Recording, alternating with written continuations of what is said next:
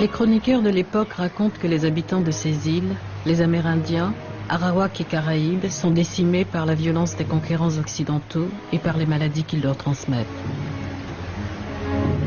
C'est ainsi qu'au XVIIe siècle, la France peut affirmer sa présence dans cette partie de l'Amérique en s'emparant de la Guadeloupe, de la Martinique, de Saint-Martin et de Saint-Barthélemy. Ces nouveaux territoires deviennent possession de la France.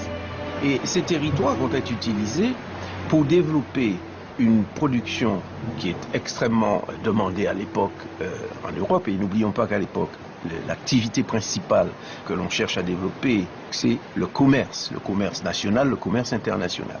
Donc ce produit, c'est le sucre. Le sucre qui vient de la Méditerranée est arrivé avec la colonisation européenne dans la Caraïbe.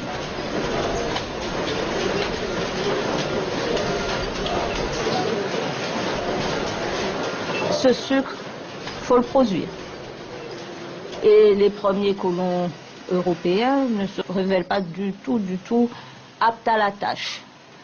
On a bien tenté d'en faire venir pour habiter dans les îles, mais alors voilà, ils tombent malades, ils ne supportent pas le climat, ils ne supportent pas des fois l'éloignement.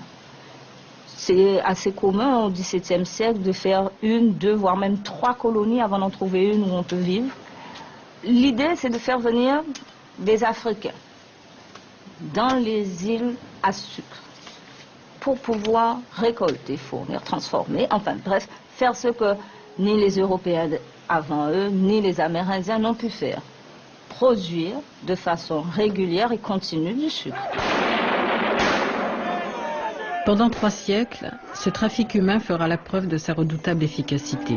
12 à 15 millions d'esclaves africains seront vendus dans les Amériques.